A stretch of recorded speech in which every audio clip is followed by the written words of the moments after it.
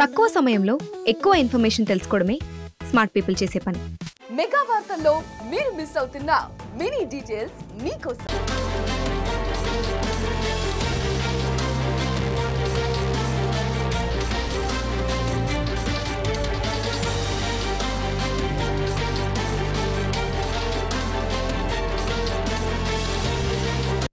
నమస్తే, welcome to 4 Sides TV big debate. నేను మీ సంపత్ కుమార్. తెలంగాణ రాష్ట్రంలో హైదరాబాద్ నగరంలో చెరువుల పరిరక్షణే లక్ష్యంగానైతే ఏదైతే ప్రస్తుత కాంగ్రెస్ ప్రభుత్వం హైడ్రాని తీసుకొచ్చి అయితే FTL అలాగే బఫర్ జోన్లలో అక్రమ నిర్మాణాలు చేపట్టారో వాటిని కూల్చివేయడానికి, చెరువులను రక్షించడానికి అయితే పరిరక్షించడానికైతే ఈ హైడ్రాని తీసుకొచ్చింది. అసలు నిజంగా హైడ్రా వల్ల ఎవరు లాభం పొందారు, నష్టపోయింది ఎవరు, బాధితులు ఎవరు, దీనికి బాధ్యత వహించేది ఎవరు? కొంతమంది ఎవరైతే ఇల్లులు కట్టుకున్నారో వారి యొక్క ఇళ్లను కూల్చివేశారు. అప్పుడే మనం చూసాం గతంలో కొన్ని రోజుల క్రితం గృహప్రవేశం చేసిన వారం రోజులకి కూడా వారి యొక్క ఇళ్లను పడగొట్టినటువంటి సిచ్యువేషన్ అయితే మనం చూసాం. ఇక దానికి సంబంధించి దీంట్లో లోపం ఎవరిది? దానికి అనుమతి ఇచ్చిన అధికారులదా, ఆ అమ్మినటువంటి ఆ యొక్క ఎవరైతే వ్యాపారిదా, కొన్నటువంటి ఆ యొక్క బాధితుడిదా, లేదా ఇదంతటిని అమలు చేస్తున్నటువంటి ప్రభుత్వానిదా? ఎందుకంటే ఇప్పుడు ప్రస్తుతం ఏవైతే ఇల్లులు కూలిపోయాయో వాటిపైన కూలగొట్టారో వాటిపైన అయితే ఇప్పటికీ ఈఎంఐలు ఉన్నాయి. ఆ ఈఎంఐలు కట్టాలంటూ కూడా బ్యాంకులు కూడా బాధితులకు నోటీసులు ఇస్తున్నాయి. మరి ఇంతకీ ఆ బాధితుడు ఇల్లు కోల్పోయాడు, అలాగే ఇటు ఆ నెత్తి మీద గుదిబండలాగా 30 లక్షల 40 లక్షలు ఎన్ని లక్షలు లోన్ తీసుకుంటే ఆ లోన్ కూడా అయితే అతని పైన ఉన్నటువంటి పరిస్థితి. ఇక దీనికి బాధ్యత ఎవరు వహిస్తారు? చెరువులను పరిరక్షించడం మంచి పద్ధతి అయినప్పటికీ మరి ఆ యొక్క ఇల్లులు కోల్పోయినటువంటి ఎవరైతే బాధితులు ఉన్నారో వారికి న్యాయం ఎవరు చేస్తారు? ఆ వ్యాపారస్తుల నుంచి డబ్బులు చెల్లిస్తారా, లేదంటే ప్రభుత్వం వీరికి నష్టపరిహారాన్ని చెల్లిస్తుందా, లేదంటే అధికారుల నుంచి వసూలు చేస్తారా అనేది అసలు ఈ ఈఎంఐల పైన ఈ బాధితులకు న్యాయం ఎవరు చేస్తారనే దానిపైన మనం ఈరోజు మన యొక్క బిగ్ డిబేట్లోనైతే చర్చా కార్యక్రమాన్ని అయితే ఏర్పాటు చేసుకున్నాం. ఇక దానికి సంబంధించి మనతో పాటు ఈరోజు స్టూడియోలో ప్రముఖ అడ్వకేట్ మల్లెల ఆదిత్య గారు మనతో ఉన్నారు. Welcome sir. ఇక అలాగే డాక్టర్ జయరామ్ గారు, విశ్లేషకులు, వారు జూమ్లో అందుబాటులో ఉన్నారు. అలాగే బీఆర్ఎస్ పార్టీ నుంచి అమరేందర్ రెడ్డి గారు మనకు జూమ్లో అందుబాటులో ఉన్నారు. అలాగే కాంగ్రెస్ పార్టీ నుంచి మోహన్ గారు కూడా మనకు జూమ్లో అందుబాటులో ఉన్నారు. మీ అందరికీ వెల్కమ్ సార్. సార్, ఇక ఇది ఏ రోజు అయితే ముందుగా దీన్ని అడ్వకేట్ ఆదిత్య గారి నుంచి స్టార్ట్ చేద్దాం. సార్, ఏదైతే ఈ హైడ్రా వల్ల ఎవరైతే నష్టపోయిన బాధితులు ఉన్నారో వారికి పరిష్కారం ఏ విధంగా లభిస్తుంది? వారికైతే ఇప్పుడు ఈఎంఐలు కట్టాలంటూ ఆ బ్యాంకులు కూడా ఇచ్చాయి, నోటీసులు అయితే ఇచ్చాయి. ఈ నోటీసులు ఇచ్చినప్పుడు ఏదైతే బ్యాంకులు దానికి సంబంధిత అధికారులు ఏవైతే ఇచ్చారో, అనుమతులు ఇచ్చారో, అనుమతుల ఆధారంగా బ్యాంకులు కూడా లోన్లు శాంక్షన్ చేశాయి. ఇప్పుడు అధికారులే దీనికి చెరువులలో ఉన్నాయి, అవిట్లలో ఉన్నాయని చెప్పి ఇల్లు కూర్చేశారు. ఇప్పుడు ఈ యొక్క బాధితులు ఈఎంఐ కట్టవచ్చా, కట్టకుండా ఉండవచ్చా? దీనికి పరిష్కారం ఏంటి? ఒక న్యాయవాదిగా మీరు ఏ విధంగా మీరు దీన్ని చూస్తారు? సో ఎక్కడైనా సరే ఏ గవర్నమెంట్ ఏ పాలసీ తెచ్చినా కూడా ప్రజలు ఎంతవరకు ఎఫెక్ట్ అవుతున్నారు దాని ఇంప్లిమెంటేషన్ పరంగా అనేది మానిటర్ చేయడం జరిగింది. సో బట్ మనం చూసాము చాలాసార్లు పాస్ట్లో కూడా కొన్ని మెజర్స్ టేకప్ చేసినప్పుడు కొంతమంది ఎఫెక్ట్ అవుతారు. సో హైడ్రాలో కూడా అదే పరిస్థితి నడుస్తుంది. సో దానివల్ల ఏంటంటే ఇక్కడ ఉన్న పీపుల్ ప్యానిక్ అవటం, ఎఫెక్ట్ అవటం బాగా జరుగుతుంది. సో అసలు హైడ్రా అంటేనే అసెట్ మానిటరింగ్ డిజాస్టర్ మేనేజ్మెంట్కి రిలేటెడ్ ఒక బాడీ అనేది ఫామ్ అయింది కాబట్టి సో దీని మెయిన్ పర్పస్ ఏంటి అంటే అసెట్స్ ఏవైతే గవర్నమెంట్ అసెట్స్ లేక్స్ రూపంలో లేకపోతే రివర్స్ రూపంలో వాటర్ బాడీస్ రూపంలో ఉన్న ల్యాండ్స్ని గవర్నమెంట్కి అసెట్స్ రిలేటెడ్ ఏవైతే ఉన్నాయో అవన్నీ డెఫినెట్గా ప్రొటెక్ట్ చేయాలి. సో ఎందుకు అంటే ఈ ల్యాండ్ ఎన్క్రోచ్మెంట్కి కానీ గ్రాబింగ్ కానీ గురవుతున్నాయి, కబ్జా అయిపోతున్నాయి అని బేస్ చేసుకొని గవర్నమెంట్ వాటిలో ఒక అసెట్స్ని రికవర్ చేసి వాటి మీద మానిటరింగ్ అనేది ఒకటి ఉంచాలి, అసెట్స్ని ప్రొటెక్ట్ చేసుకోవాలి, గవర్నమెంట్ ఒక ఆధీనంలోకి తెచ్చుకోవాలి అనేది మెజర్ తెస్తాం జరిగింది. అయితే మంచి మెజర్ డెఫినెట్గా. బట్ టార్గెట్ ఆడియన్స్ ఎవరైతే ఉన్నారో ఇక్కడ ఎక్కువ జనాలు ఎఫెక్ట్ అయ్యే సిచ్యువేషన్ ఉంటుంది. ఎందుకు అంటే దీని ఒక ప్రొసీజర్ కానీ లేకపోతే ఇంప్లిమెంటేషన్ దగ్గర చూసుకుంటే పీపుల్ ఎక్కువ ప్యానిక్ అయ్యే సిచ్యువేషన్ ఉంది. అందుకే ఏంటంటే రీసెంట్గా జ్యుడిషియరీ కూడా దీనికి ఒక స్ట్రీమ్లైన్డ్ విధానం, సిస్టమాటిక్ వే ఆఫ్ అప్రోచ్ అనేది ఎస్టాబ్లిష్ చేసి దాని ప్రకారం మీరు ఏ యాక్ట్ చేసినా ప్రజలకు ఇబ్బంది లేకుండా దాన్ని పెర్ఫామ్ చేయండి అని చెప్పడం జరిగింది. అసలు ఎలా ఈ సిచ్యువేషన్ ఏంటి అంటే ఎవరైనా సరే జనాల్లో బాగా అవేర్నెస్ వచ్చింది ఏంటంటే లీగాలిటీస్ చూసుకోవాలి, ఏదన్నా ల్యాండ్ కొనుక్కునేటప్పుడు అనేది మంచిగా అవేర్నెస్ అనేది వస్తుంది జరిగింది. డెఫినెట్గా చాలా ఇంపార్టెంట్. ఎందుకు అంటే ఏదన్నా రెగ్యులేటరీ అథారిటీ ఒక బాడీ లైక్ హెచ్ఎండిఏ కానీ జిహెచ్ఎంసి కానీ పర్మిషన్స్ ఇస్తున్నారు అంటే వాళ్ళు కూడా ఒక 20-25 ఇయర్స్ మినిమం లింక్ తీసుకొని ఆ డాక్యుమెంట్స్ ఎక్కడి నుంచి వచ్చినాయి ఏంటి అనేది చూస్తాం జరిగిద్ది. ప్లస్ రిజిస్ట్రేషన్ కూడా జరిగిద్ది. అయితే రిజిస్ట్రేషన్ జరిగేటప్పుడు ఆ రిజిస్ట్రేషన్ దగ్గర ప్రోహిబిటెడ్ లిస్ట్లో ఈ ఎఫ్టిఎల్ ఆర్ లైక్ బఫర్కి రిలేటెడ్ జోన్స్ ఏవైతే ఉన్నాయో అవి ప్రోహిబిటెడ్ లిస్ట్లో పెట్టేసి లైక్ ఒక రెడ్ లైన్ లాగా దాన్ని జాట్ డౌన్ చేసుకోగలిగితే అసలు ఆ రిజిస్ట్రేషన్స్ అనేవి జరగవు కదా అనేది పెద్ద క్వశ్చన్ అనమాట. నెక్స్ట్ పీపుల్ ఎవరైతే కొనుక్కున్నారో డెఫినెట్గా ఏంటంటే రివర్ బాడీస్ దగ్గర ఉన్నాయి అంటే వాళ్ళకు ఒక మోజు. ఇప్పుడు పీపుల్ అందరూ ఎందుకు అంటే రియల్ ఎస్టేట్ అనేది ఒక ఇన్స్ట్రుమెంట్, ఫైనాన్షియల్ ఇన్స్ట్రుమెంట్. డెఫినెట్గా వాళ్ళు మనీ మల్టిప్లై చేసుకుంటాను కానివ్వండి, లేకపోతే వాళ్ళు ఉండటానికి కానివ్వండి. ఇప్పుడు రెంట్ కట్టే బదులు చక్కగా ఇల్లు ఈఎంఐలో తీసుకొని ఉండొచ్చు కదా అనే ఉద్దేశంతో కొనుక్కున్నారు. కొనుక్కునేటప్పుడు మరి దాని లీగాలిటీస్ ఎంతవరకు చెక్ చేసుకుంటున్నారు అంటే ఇప్పుడు బ్యాంక్స్ లోన్ ఇస్తున్నాయి అనుకోండి, కామన్ పీపుల్కి ఏమనుకుంటారు, బ్యాంక్సే లోన్ ఇస్తున్నప్పుడు దీనికి ఆల్రెడీ లీగాలిటీస్ పర్మిషన్స్ ఉన్నాయి కాబట్టి మనం కొనుక్కుంటున్నాము అన్న ఉద్దేశంలో ఉంటారు.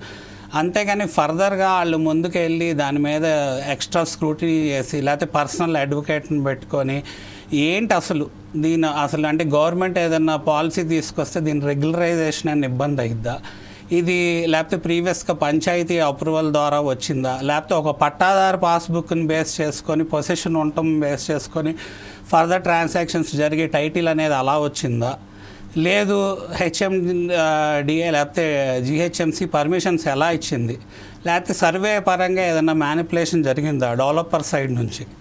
ఇలాంటి ఫ్యాక్టర్స్ అన్ని చూసుకుంటాం చాలా ఇంపార్టెంట్. ఎందుకు అంటే ఈ ఫ్యాక్టర్స్ అన్ని ఇప్పుడు చూసుకోవాలి అనేది ఇప్పుడు జనాలకి అవేర్నెస్ వచ్చింది ఇంత జరిగాక.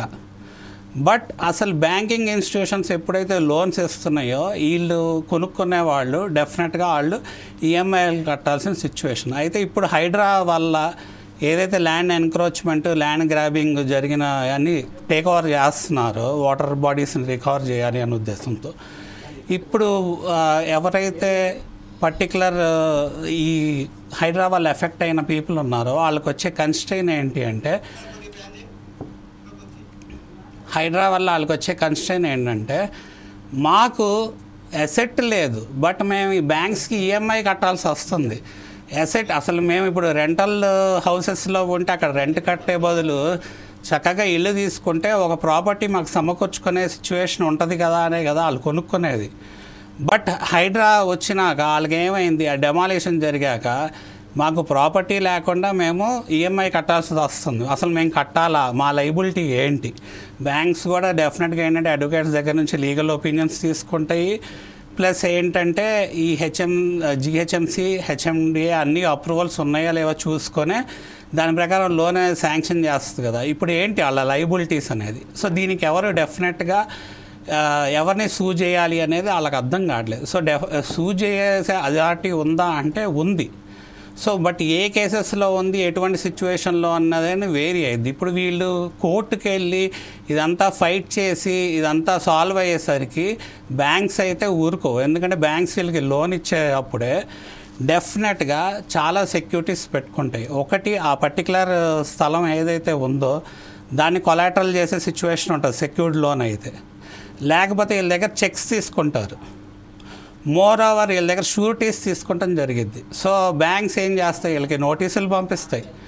షూరిటీస్ ఎవరైతే పెట్టారో వాళ్ళ ఆస్తులు జప్తు చేసుకునే సిచ్యువేషన్ ఉంటుంది. లేకపోతే వీళ్ళకి ఏదన్నా మంత్లీ ఇన్కమ్ వస్తుంది అనుకోండి, ఆ ఇన్కమ్ని అటాచ్ చేసే సిచ్యువేషన్ ఉంటుంది. అలానే బ్యాంక్స్కి ప్రాపర్టీస్ పరంగా ఏదైనా నాన్ పెర్ఫార్మింగ్ అసెట్ ఉండి ఎవరైనా డబ్బులు కట్టట్లేదు అనుకోండి ఈఎంఐస్, డెఫినెట్గా ఆ ప్రాపర్టీని వాళ్ళు ఆక్షన్ చేసే సిచ్యువేషన్ ఉంది. బట్ ఇక్కడ ఎప్పుడైతే ప్రాపర్టీయే వీళ్ళది కాదు, టైటిల్ వీళ్ళది కాదంటున్నారో అదర్ మీన్స్లో ఎలా బ్యాంక్ వీళ్ళ దగ్గర నుంచి డబ్బులు సమకూర్చుకోవచ్చు అని ట్రై చేస్తుంది. ఎందుకంటే వాళ్ళకి రికవరీ చేసుకుంటే తప్పితే బ్యాంకుకి గిట్టుబాటు అవ్వదు, ఎందుకంటే అది డబ్బులు ఇచ్చింది రేట్ ఆఫ్ ఇంట్రెస్ట్ రికవర్ చేసుకోవాలని. మరి అప్పుడు ఎవరైతే ఈ సిచ్యువేషన్కి ఎఫెక్ట్ అయ్యారో వాళ్ళు బాగా నష్టపోతున్నారు, ఎందుకంటే once in a life time opportunity కదా. ఇప్పుడు అన్ని లక్షలు కోట్లు ఇన్వెస్ట్ చేసి ఒక ప్రాపర్టీ మీద పెడుతున్నారంటే డబ్బులు సమకూర్చుకుంటారు. ఈఎంఐలు ఏమీ లేని ప్రాపర్టీకి ఈఎంఐ కట్టాలి అంటే పెద్ద ఇబ్బంది డెఫినెట్గా. బట్ ఇప్పుడు ఉన్న క్వశ్చన్ పరంగా చూస్తే బ్యాంక్స్ రికవరీ అయితే ఏమీ ఆగదు. ఒకవేళ సిచ్యువేషన్ లాంగ్ టర్మ్లో చూసుకుంటే సివిల్ కేసెస్లో కూడా సివిల్ అరెస్ట్ ఉంటుంది. సో అలాంటి సిచ్యువేషన్లో పీపుల్ అందరూ ప్యానిక్ అవుతున్నారు. మరి ఇక్కడ దీనికి ఏంటి మార్గం అంటే గవర్నమెంట్ కూడా మార్గాన్ని వస్తుంది, ఏంటంటే అవేర్నెస్ క్రియేట్ చేస్తాను చూస్తుంది, డిఫరెంట్ మీడియా ప్లాట్ఫామ్స్కి వచ్చి చెప్తుంది హైడ్రా ఏజెన్సీ. అలానే బ్యాంక్స్తో మేము మాట్లాడతాము అంటుంది. కానీ బ్యాంక్స్తో మాట్లాడినా banks are definitely only protected by RBI guidelines అనమాట. వాళ్ళు ఏం చేసినా కూడా మేము నష్టపోయాము అన్న ఉద్దేశంలో బ్యాంక్స్ ఉంటారు కాబట్టి వాళ్ళు రికవరీ చేయడానికి చూస్తారు. బట్ ఇక్కడ ఏదైనా టైం ఇంటర్వెల్ బ్యాంక్స్ కనుక కొంచెం అంటే రేట్ ఆఫ్ ఇంట్రెస్ట్ ఒక కొంత పర్సంటేజ్ తగ్గించడం అయినా, లేకపోతే కొంచెం లేట్గా, ఇప్పుడు మనకి కరోనా వచ్చిన సిచ్యువేషన్లో ఎలా అయితే కొంచెం లేట్గా కడితే కొంచెం ఎక్కువ రేట్ ఆఫ్ ఇంట్రెస్ట్ ఇచ్చి టైం ఇచ్చారు, అలాంటి సిచ్యువేషన్ ఏదన్నా ఉంటే బెటర్.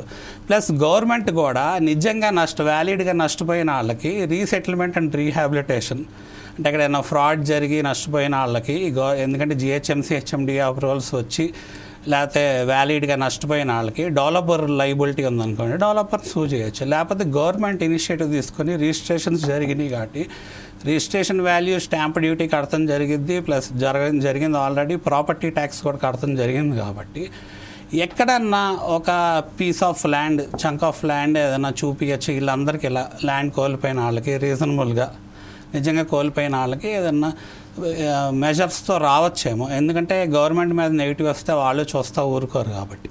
ఓకే. ఇక ఇదే అంశానికి సంబంధించి బీఆర్ఎస్ పార్టీకి చెందినటువంటి అమరేందర్ రెడ్డి గారు ఉన్నారు. అమరేందర్ రెడ్డి గారు, ఇప్పుడు ఏదైతే ఈ హైడ్రా వల్ల నష్టపోయినటువంటి బాధితులు ఉన్నారో వాళ్ళకి ఇప్పుడు ఈఎంఐలు కట్టాలంటూ కూడానైతే ఆ బ్యాంకులు అయితే నోటీసులు ఇస్తున్నటువంటి పరిస్థితి. ఇప్పుడు దీనికి బాధ్యులు ఎవరు?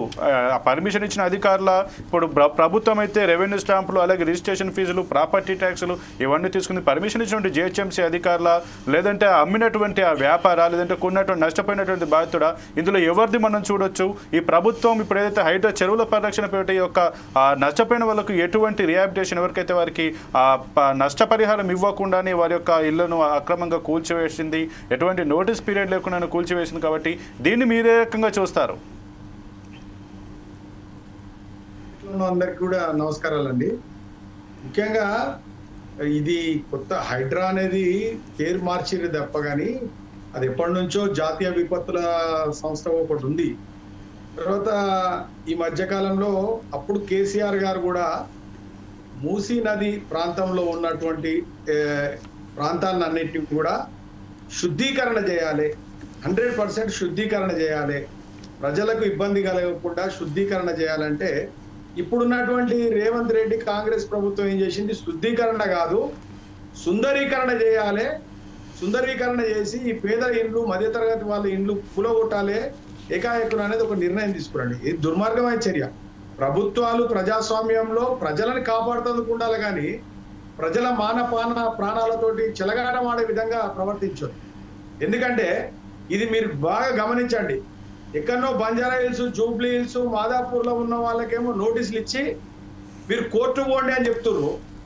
కానీ ఇక్కడ హైడ్రా మూసీ పరివాహక ప్రాంతాల్లో ఉన్నటువంటి మధ్యతరగతి పేదలకు ఇండ్లు రాత్రి అసలు ఎక్కడ కూడా కోర్టుకు పోకుండా సెకండ్ సాటర్డే సండే చూసుకొని ఇమీడియట్లీగా వాళ్ళ మీద పడి ఒక విధ్వంసం, ఇప్పుడు బాంబులు వేసుకుంటే విధ్వంసం ఎట్లా రష్యా యుక్రెయిన్ యుద్ధాలు ఎట్లా జరుగుతాయో బుల్డోజర్లను పెట్టి ఏకాయకున ప్రజలను పెట్టిరండి. దీంట్లో ఎంత నష్టపోతారండి?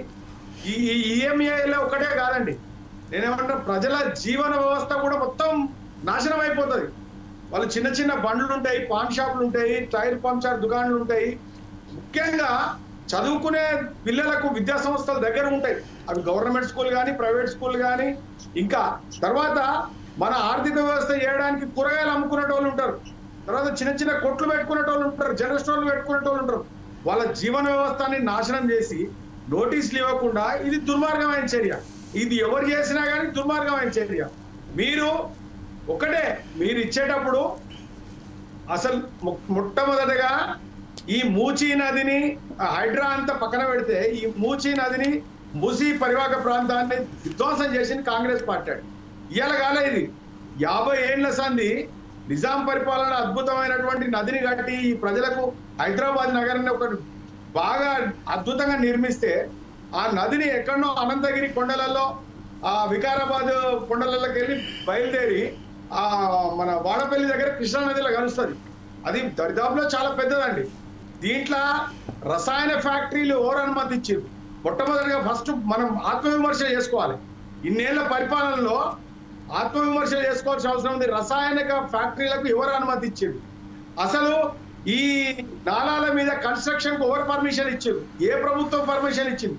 ఇచ్చిన వాళ్ళు ఇచ్చిర్రు, కాదంటలేను. బ్యాంకులు లోన్లు ఇచ్చినాయి. 30 ఏళ్ల సంది, ఇవాళ 10 ఏళ్ల సంది, 5 ఏళ్ల సంది కాదు సంపత్ గారు, 30 ఏళ్ల సంది, 40 ఏళ్ల సంది అక్కడ జీవనం 12 ఏళ్ళు ఉంటేనే ఆ భూమి వాళ్ళకి చెందుతుందని చెప్పి గవర్నమెంట్లే రూల్స్ అండ్ రెగ్యులేషన్స్ ఉన్నాయి. అట్లాంటిది 30 ఏళ్ల సంది జీవన విధానం చేసుకుంటా భూమి మీద ఉంటే నోటీసులు ఇవ్వకుండా, ఇప్పుడు మనం ఒక ఫ్యాక్టరీ పెడుతుంటేనే మనం లీగల్ ఒపీనియన్ తీసుకుంటాం. ఇవన్నీ చేయకుండా ఏకాఏకను వచ్చి హైడ్రా కూల్చేస్తున్నాం, మేము ఇండ్లు లేకుండా మేము విధ్వంసం చేస్తాం అంటే కూడా దుర్మార్గమైన చర్య. ఈ చెరువులన్నీ గతంలో కబ్జా పెట్టింది ఎవరండి? ఇప్పుడు అంటేనేమో తప్పవుతుంది, కానీ రేవంత్ రెడ్డి గారి తమ్ముళ్ళకేమో నోటీసులు ఇస్తారు, ఆ బ్రదర్స్ కు నోటీసులు ఇస్తారు. మీరు కోర్టు పోరని చెప్తారు. ఈ పేద ప్రజలు ఏమన్యాయం చేస్తారండి? వాళ్ళ ఎడ్యుకేషన్ ఏం కావాలి? చిన్న చిన్న పిల్లలండి, మా పుస్తకాలు తీసుకునే సమయం ఇవ్వండి, మా వాటర్ బాటిల్ తీసుకునే సమయం ఇవ్వండి. టీవీలండి, ఒక పేదోడు ఒక టీవీ కొనుక్కున్నా, ఒక ఫ్రిడ్జ్ కొనుక్కున్నా, వాడు ఎన్ని కష్టాలకు ఓర్చుకొని కొనుక్కుంటాడండి.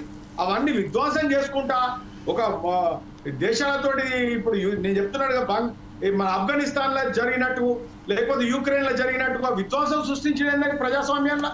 అయితే అమరేందర్ రెడ్డి గారు ఇప్పుడు ఏదైతే కూల్ చేశారో నష్టం జరిగిపోయింది, కానీ ఇప్పుడు లేనటువంటి ఆ వసతి గృహానికి వీళ్ళు ఈఎంఐలు కట్టాలంటున్నారు. ఈఎంఐలు కట్టే ఇప్పుడు బాధితులే నష్టపోవాలి, ఎందుకంటే వాళ్ళు కూల్ చేశారు. కానీ వాళ్ళకు ఈఎంఐల నుంచి బయటపడేటువంటి ఆప్షన్ ఏమైనా ఉందా? ప్రభుత్వం ఆదుకోవాలా, లేకపోతే అధికారుల నుంచి వసూలు చేస్తారా?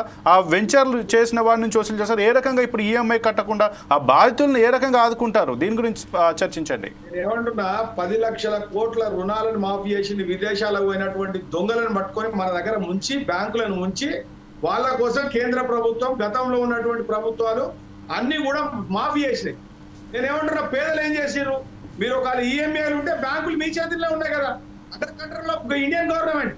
కాబట్టి మీరు ఒక ఉద్దేశపూర్వకంగా చేసినటువంటి సంస్థకు మీరు నిజంగా నిజాయితీ పరులు, ధర్మం ఉంటే ఇట్లాంటి పేదలను ఆనుకొని బ్యాంకర్ని ఒప్పించి ఆ డబ్బులు మీరు రికవరీ గవర్నమెంట్ నుంచి కట్టండి, గవర్నమెంట్ నుంచి కట్టండి, తప్పేముంది? ఇప్పుడు లక్షల కోట్లండి, లక్షల కోట్లు ముంచిపోయిన వాళ్ళు ఎవరు? నీరవ్ మోడీ ఎక్కడున్నాడు? వీళ్ళందరూ ఎక్కడున్నారు? వీళ్ళంతా వాళ్ళకి మాఫీ చేసినావు కదా, అట్లాంటి మాఫీ వీళ్ళ కూడా చేస్తే తప్పేముందండి? నేనేమంటున్నా, మీ దగ్గర నల్లా బిల్లు తీసుకున్నారు, కరెంటు బిల్లు తీసుకున్నారు, రిజిస్ట్రేషన్ ఫీజులు తీసుకున్నారు, తర్వాత ఇప్పుడు ఆస్తి పన్ను కడుతున్నారు. అన్ని పనులు కట్టుకుంటా మీరు ఆ ప్రజలను కాపాడకపోతే మన ప్రభుత్వంలో ఉండేందుకు, ఈ ప్రజాస్వామ్యం ఎందుకు, ఇవన్నీ ఎందుకు, ఈ దేశంలో ఎందుకండి? నేను ఏమంటున్నా అంటే, ఏ పార్టీ అయినా కానివ్వండి, ఒక వ్యవస్థ, ఇప్పుడు చట్టం వేరు, ధర్మం వేరండి సంపత్ గారు. నేనేమంటున్నా, చట్ట ప్రకారంగా మీకు కొన్ని అనుమతులు ఉండొచ్చు, కానీ ధర్మం ఆలోచించండి. ఈ భారతదేశంలో ధర్మం ఏమైతుంది? పేదవాడిని కడుపు కొడితే మనకు ఉసురు ముట్టదా అండి? మనకు ముట్టదా ఉసురు? రాత్రి ఇప్పుడు రంగనాథ్ గారు కూడా మా నల్గొండ జిల్లాలో కూడా చేసిపోయింది ఎస్పీ గారు. ఆయనను ఒక మంచి అధికారిని తీసుకొచ్చి ఆయన బురద తల్లి ఆయనని మొత్తం విధ్వంసం చేసే పరిస్థితి తీసుకొస్తుంది. ఎక్కడండి? ఇప్పుడు ఈ రోజు ట్యాంక్ బండ్ ఉన్నటువంటి హెచ్ఎండి ఆఫీస్ ఎక్కడుందండి? నిజంగా కూల్చేసుకుందామా? రంగనాథ్ గారు ఉంటున్న ఇల్లు ఎక్కడుందండి? కూల్చేసుకుందామా? వైస్రాయ్ హోటల్, గతంలో వైస్రాయ్ హోటల్ ఎక్కడుందండి? కూల్చేస్తున్నామాను? ఇవన్నీ పేదలను కడుపు కొట్టి పెద్దలకు అప్పచెప్పే ప్రభుత్వాలు వస్తే మాత్రము రానున్న రోజులలో మాత్రం ఇది విధ్వంసం మంచిది కాదు. ఇప్పటికైనా గవర్నమెంట్ ఆలోచించి ఎక్కడైనా మీరు కూలగొట్టే ఇళ్లలో ఉంటే ఆ ఈఎంఐలు కానీ, ఇంతకుముందు ఇంకా విధ్వంసమైనటువంటి వాళ్ళ ఇంట్లో ఉన్నటువంటి వస్తువులకు కానీ మీరు డబ్బులు చెల్లించి వాళ్ళకి సామరస్యపూర్వకంగా ఒక జవాబుదారితనంతో మీరు పోయి ఆ ప్రజలను ఒప్పించిన తర్వాత మీరు మూసీ నది ప్రక్షాళన చేయండి, సుందరీకరణ కాదు. మీరు శుద్ధీకరణ చేయండి, కానీ సుందరీకరణ ఆల్రెడీ కేసీఆర్ గారి ప్రభుత్వంలో ఎస్టీపీలను కట్టిరండి అద్భుతంగా. 31 ఎస్టీపీలను కట్టి 13 ప్రారంభించారు అవి. ఎందుకంటే దీని మీద 1200 రసాయనిక ఫ్యాక్టరీలు ఉన్నాయి, వాటిని ఆపండి. మొట్టమొదటిగా ఆపియండి. ఇలా ఒకటే ఇల్లు కూల్చడమే కాదండి, ఇలా నీళ్లు ఉన్నాయి, విద్యుత్ ఉంది, పోలీస్ వ్యవస్థ ఉంది, ట్రాఫిక్ వ్యవస్థ ఉంది, ఇవన్నింటి ప్రక్షాళన చేయాలి. రాత్రి పేదల ఇల్లు కుక్కటపల్లిలా ఏందండి అది విధ్వంసం? పక్కన ఉన్నది కూలరు, పేదోంది కూలగొడతారు. ఇది న్యాయమా? ఇది ధర్మం కాదు కదా. ఇంకా మీరు ఈఎంఐలు అంటారు, ఈఎంఐలు కాదండి, చిట్టీలు కట్టుకుంటారు ప్రైవేట్గా చిట్టీలు కట్టుకుంటారు. చిన్న చిన్న సంఘాలలో తెచ్చుకుంటారు డబ్బులు. ఇప్పుడు మహిళా సంఘాలలో డబ్బులు తెచ్చుకొని ఉంటారు, బతుకుతుంటారు. వాళ్ళు ఎట్లకెళ్ళి తేవాలండి? వాళ్ళ జీవన విధానం అంతా ఒక్కసారిగా కింద మీద అయితే ఎట్లా అవుతుందండి వాళ్ళకు? ఇది తప్పుడు పద్ధతి. ఇది ఏం చేసినా కానీ ప్రభుత్వము ఒక సమాలోచితమైనటువంటి న్యాయపరమైనటువంటి అంశాలను తీసుకోవాలి. మీరు ఇయ్యాల కాదు, చెరువులు విధ్వంసమైంది మీ పరిపాలనలా, కుంటలు విధ్వంసమైంది మీ పరిపాలనలా, వాగులు విధ్వంసమైంది మీ పరిపాలనలా. ఇప్పుడు వచ్చి మేము శుద్ధ పూసలం అని చెప్పుకుంటూ కూడా చేస్తే కూడా ప్రజలు ఎవరు అంగీకరించారు. ఇమ్మీడియట్లీగా ఎవరైతే ఇండ్లు బిల్లాలండి ఎక్కడి నుంచో, ఇప్పుడు ఆంధ్ర నుంచి కాకుండా బాంబే నుంచి, మహారాష్ట్ర నుంచి హైదరాబాదు ఒక సెంట్రల్ హబ్ గా అవుతున్నటువంటి క్రమంలో ఇక్కడ చట్టము ఇట్లా చేస్తుంది, ప్రభుత్వం ఇట్లా చేస్తుంది అంటే ఎవరైనా పెట్టుబడులు పెట్టడానికి వస్తారండి సంపత్ గారు? ఇది ఒక్కటే ఇండ్లు కూలిపోయిందని కాదండి, మన వ్యవస్థ అంతా కూడా నాశనం అవుతుంది. ఇలా ఫ్యాక్టరీ పెట్టేందుకు రారు, ఐటీ ఉద్యోగులు రారు, ఇట్లాంటి విధ్వంసం జరుగుతుంది, ల్యాండ్ ఆర్డర్ చేతులు ఉండదు. ఓకే అమరేందర్ రెడ్డి గారు, మళ్ళీ మీ దగ్గరకు వస్తాను. ఇక కాంగ్రెస్ మోహన్ గారు, ఈ ప్రభుత్వం ఈ హైడ్రా అనేది తెచ్చింది మీ ప్రభుత్వంలోనే కాబట్టి ఆ అనుమతులు ఇచ్చింది మీరే, కూలగొడుతుంది మీరే, రిజిస్ట్రేషన్ స్టాంపులు తీసుకుంది మీరే, అన్ని తీసుకుంది మీరే. మరి ఎవరైతే నష్టపోయినటువంటి బాధితుని మాత్రం ఏ విధంగా ఆదుకుంటారంటున్నారు? అలాగే ఈ కూల్చివేతల్లో కూడా బడాబాబులకేమో మీరు నోటీసులు ఇచ్చారు, ఈ పేద మధ్యతరగతి బక్క చిక్కిన వారి యొక్క ఆస్తులనే మీరైతే కూలగొడుతున్నారు అంటూ కూడా అమరేందర్ రెడ్డి గారు అయితే ఆరోపిస్తున్నారు. మరి ఇంకోటి, ఏదైతే ఇప్పుడు ఈఎంఐలు ఉన్నాయో వారిని ఏ విధంగా ఆదుకుంటారు మీరు? ఎందుకంటే మూసి సుందరీకరణ పేరు మీదట ఎవరైతే నిర్వాసితులకు మీరు డబుల్ బెడ్రూమ్ ఇళ్లతో పాటు ఒక 2 లక్షల రూపాయల పరిహారాన్ని కూడా అందిస్తున్నామన్నారు. ఇక అలానే మరి ఈ యొక్క నష్టపోయిన వారు, ఎందుకంటే మ్యాక్సిమం నష్టపోయిన వాళ్ళు ఏదో వారు చిన్న పెద్ద చిట్టీలో ఏవో వేసుకొని వాళ్ళు కట్టుకున్న ఇల్లు, వాళ్ళు ఉన్నటువంటి వాళ్ళ జీవన విధానం మొత్తం అస్తవ్యస్తమైంది కాబట్టి వారిని మీరే విధంగా ఆదుకుంటారు? ఎందుకంటే వాళ్ళకి ఈఎంఐలు కట్టాలంటే కూడా బ్యాంకులు అయితే నోటీసులు ఇస్తున్నాయి కాబట్టి మీరు దీనిపైన మీరే విధంగా స్పందిస్తారు? అమరేందర్ గారు మీరు ఒక్క నిమిషం. మోహన్ గారు చెప్పండి.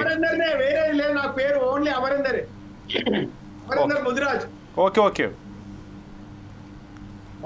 ఫోర్ సైడ్ టీవీ ఛానల్ యాజమాన్యానికి, మీకు ప్యానల్లో ఉన్నటువంటి నా సోదరులకు కూడా నమస్కారాలండి. వాయిస్ క్లియర్ ఉందా బ్రదర్? Okay, continue. యా, ఇప్పుడు సోదరులు మాట్లాడుతున్నారు, నిజంగా కూడా ప్రజల పక్షాన మాట్లాడుతున్నందుకు వారికి ధన్యవాదాలు తెలుపుతున్నాను. ఎవరో అమరేందర్ సోదరులు మాట్లాడుతున్న మాటకి ప్రజల పక్షాన్ని నిలబడి మాట్లాడడం వారికి స్వాగతిస్తున్నా బ్రదర్. ఎందుకు అంటున్నా ఈ మాట అంటే, గడిచిన 10 సంవత్సరాల కాలంలో ఈ పాలకులు చేసిన విధ్వంసం అంతా ఇంత కాదండి. నేను ఉదాహరణకు చెప్తా మీకు కుకుట్పల్లి కానీ, ప్రగతి నగర్ కానీ, బంజారాయిల్స్ కానీ, షేర్లింగంపల్లి కానీ, మాదాపురం కానీ, ఇక్కడ మీరు తిరుక్కొడత, వికారాబాద్, తాండూరు, మొయినాబాద్ ఈ ప్రాంతాల్లో మొదలు పెడితే మీకు దాదాపు ఎల్బీ నగర్, నాగోల్ వరకు కూడా ఉన్న చెరువులన్నిటినీ నేను మీకు రికార్డుగా చూపిస్తా. 2014 ముందున్నటువంటి కట్టడాలే కానీ 2014 తర్వాత కట్టడాలు మనము చిన్న తేడా చూసుకుందాం. ఒక వ్యత్యాసం అయితే ఉంటుంది కదా బ్రదర్, మన ఆన్ రికార్డ్ అయితే ఉంటుంది ఎప్పుడు కన్స్ట్రక్షన్ జరిగింది అనేది. Number 1 point. నంబర్ 2 పాయింట్, 10 సంవత్సరాల కాలంలో తెలంగాణ బీఆర్ఎస్ ప్రభుత్వంలో మున్సిపల్ శాఖ మంత్రివర్యులు కేటీఆర్ గారే ఉన్నారు. దానికి పర్మిషన్లు ఇచ్చింది కేటీఆర్ గారే. వారి ఆదేశాలు లేనిది ఏ అధికారి కూడా ఒక్క తూచా చెప్పకుండా ఒక పేపర్ కూడా అటు ఇటు కదలకు వీలు లేదు. తనే మున్సిపల్ శాఖ మంత్రిగా ఉన్నారు కాబట్టి ఉన్న చెరువులన్నిటినీ, ఇప్పుడు బఫర్ జోన్ తీసుకోండి, ఎఫ్టీఎల్లో తీసుకోండి, ఉన్న చెరువులు, నాలాలు, కుంటలు దొరికిన ఇంచు జాగల కాడి మేము అన్నగారు అన్నట్టుగా ఇన్నేండ్ల మేము చేసిన పాలనలో ఎంతైతే మీరు వీళ్ళు అనుకుంటున్నారు, ఏదైతే అభివృద్ధి నేపథ్యంలో జరిగినటువంటి కాంగ్రెస్ పాలనలో హైదరాబాద్ ఈరోజు గ్రేటర్ హైదరాబాద్, బ్రాండ్ హైదరాబాద్ ఉందంటే కేవలం అది కాంగ్రెస్ పార్టీ చేసిందే. అది అన్నగారికి చెప్తా నేను. ఔటర్ రింగ్ రోడ్ మేము తీసుకొచ్చాము, ఫ్లైఓవర్లు మేము తీసుకొచ్చాము, ఎయిర్పోర్ట్ మేము చేసినాము, సాఫ్ట్వేర్ మేము తెచ్చినాము. మీరు 10 సంవత్సరాల కాలం చేసిన గొప్ప పని ఏంటంటే చెరువులను, ప్రభుత్వ స్థలాలను, ధరణి పోర్చువలు తీసుకొచ్చి మీకు అనుకూలంగా ఉన్నటువంటి భూములన్నింటినీ కూడా మీకు వ్యతిరేకిస్తే ధరణి పోర్టులో పెట్టేస్తారు, నిశ్చితమైన ప్రాంతం అని పెట్టేస్తారు. మీకు అనుకూలంగా ఉంటే దాన్ని నిషేధం ఎత్తేస్తారు. ఈ రకంగా హైదరాబాద్లో ఉన్నటువంటి చెరువులు, నాలాలు, కుంటలు సమస్తం సత్యనాశ అయిపోయినాయి బ్రదర్. తద్వారా పాపం అమ్మాయికులు కొన్నారు, వాస్తవం నేను కాదంటలేను, అమ్మాయిలు కొన్నారు. కానీ వాళ్ళకు పర్మిషన్లు ఇచ్చి ఆ లేఅవుట్లు వేయడానికి ప్రోత్సహించింది ఎవరు, పర్మిషన్లు ఇచ్చింది ఎవరు? ఈ రోజు ఇట్లా ఎవరైనా నష్టం చెల్లించాలి అంటే వాళ్ళని మోసగించి అక్కడ లేఅవుట్లు కొట్టి ఫ్లాట్లు వేసి ప్రోత్సహించినటువంటి ఆ రోజు ఉన్నటువంటి మంత్రులు, నాయకులు, వాళ్ళు ఎన్నుకున్నటువంటి అధికార భంగం ఖచ్చితంగా నష్టపరం చెల్లాల్సిందే. ఒక్కటి. రెండో అంశం చెప్తాను కదండి. మాట మాటకి బీఆర్ఎస్ నాయకులు ఒక మాట చెప్పుకొస్తారు. వాస్తవానికి ఈరోజు కోటిన్నర ఉన్నటువంటి హైదరాబాద్ ప్రజల ప్రాంతాలు వారి ప్రాణాలు వీళ్ళకి పట్టావా బ్రదర్? ఉదాహరణకి గడిచిన 2018లో హైదరాబాద్లో వర్షాలు వచ్చినప్పుడు, ఒక విపత్తు జరిగినప్పుడు దాదాపు హైదరాబాద్ మొత్తం మునిగిపోయిన పరిస్థితి. ఎవరో ఒకరో ఇద్దరు చేసినటువంటి తప్పుదాలకు హైదరాబాద్ అంతా దానికి మనం భరించాల్సిన అవసరం ఉంది. కాబట్టి అది జరగకూడదు. పర్యావరణాన్ని కాపాడాలి, ప్రకృతిని కాపాడాలి, ప్రజల్ని కాపాడాలన్న ఒక సౌహృదయంతో గౌరవనీయులు పెద్దలు రేవంత్ రెడ్డి గారు ముఖ్యమంత్రి వారికి తీసుకున్నటువంటి ఈ నిర్ణయము నిజంగా కూడా ఎవరైతే అక్రమం చేసిన వారికే గుండెలు దడ పుట్టిస్తుంది. కానీ నీతివంతంగా నిజాయితీగా కట్టుకున్నోడికి భయం లేదు. కాబట్టి వాళ్లకు గుమ్మడికాయలు దొంగ ఎవరైనా భుజాలు తరుముకున్నట్టుగా ఎవరైతే అక్రమానికి పాల్పడ్డారో వాళ్ళు భయపడాల్సిందే, అది పోవాల్సిందే. దానికి హైదరాబాద్ సమాజం అంతా కూడా స్వాగతిస్తుంది. కేవలం ఈ భారతీయ రాష్ట్ర సమితి పార్టీ, భారతీయ జనతా పార్టీ కేవలం ఎందుకు అంటున్నారంటే అక్కడ ఉన్నటువంటి మిత్రులు మ్యాక్సిమం వీళ్ళకి అనుకూలమైనటువంటి వాళ్ళు కట్టుకున్నారు. ఎందుకంటే 10 సంవత్సరాలు వీళ్ళ నుండి కట్టించారు కాబట్టి బాధ అంతా వాళ్ళకే ఉంటుంది. ఒకసారి మీరు ఆలోచించండి సార్. ఇప్పుడు మోహన్ గారు, ఇప్పుడు మీరు ఏదైతే పర్మిషన్ ఇచ్చింది వాళ్ళ కనుసన్నల్లోనే లేఅవుట్లు వేశారు, అక్రమదారులు భయపడుతున్నారు అంటున్నారు. కానీ కొనుక్కున్నది మాత్రం ఒక సామాన్య పేద మధ్యతరగతి ప్రజలు. వారి ఈఎంఐలు ఎవరు కడతారు? దానికి సమాధానం. సార్ నేనేం చెప్తున్నా, అలాంటి ఇల్లీగల్ కాంట్రాక్ట్స్కి, ఇల్లీగల్ కన్స్ట్రక్షన్స్కి, ఇల్లీగల్ లేఅవుట్స్కి, చెరువులను, నాలను కబ్జా చేస్తున్నప్పుడు ఆ రోజు ఉన్నటువంటి మున్సిపల్ శాఖ మంత్రి వర్యులు కేటీఆర్ గారి ప్రోత్బలం లేని జరిగిందా అని అడుగుతున్నాను బ్రదర్. మీకు అది వాళ్ళు ఇలాంటి దానికి ప్రోద్బలం చేసి ప్రజలు నష్టం చేసినారు కదా, ప్రజలు నష్టపోయినారు కదా. అంటే మీరు తెలిసి ప్రజల్ని మోసం చేయాలనే ఉద్దేశమే. రెండవది, ఈ రోజు అవి ఎక్కడైతే నీళ్లు ఉండాలో అక్కడ ఇల్లు కట్టేసినాం. నేను నీతో హైదరాబాద్కి వస్తా, ఛాలెంజ్. నేనేమంటున్నా, హైదరాబాద్కి వస్తా. బీఆర్ఎస్ ప్రభుత్వంలో ఎన్ని పర్మిషన్లు ఇచ్చిర్రు, మీ కాంగ్రెస్ ప్రభుత్వంలో ఎన్ని? మీరు చెప్పుకుంటుర్రు ఎప్పుడో తెలుగుదేశంలో కట్టినటువంటి ఎయిర్పోర్ట్ మీ పేరు పెట్టుకోగానే మీది కాదే, మీరు కట్టినట్టు కాదు. మొత్తం ఔటర్ రింగ్ రోడ్ మొత్తం మీరు వచ్చి శంకుస్థాపన చేస్తే మీది కాదు. అవే కొత్త పనులు ఏముండే అన్న మీ ఏమంటున్నా, అది కాదు అంశం, అది కాదు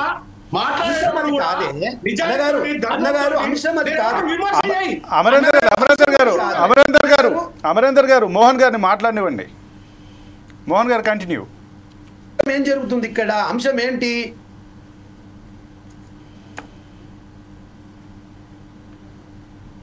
మోహన్ గారు మాట్లాడండి. కట్టడాలు, అక్రమ కట్టడాలు జరిగినాయి. ఎంతమంది పేద ప్రధాన కారకులు ఎవరు? అమరేందర్ గారు ఒక్క నిమిషం ఆగండి. మోహన్ గారిని మాట్లాడినివ్వండి. అమరేందర్ గారు మోహన్ గారిని మాట్లాడినివ్వండి. వారు మాట్లాడిన తర్వాత మీరు మాట్లాడుతారు.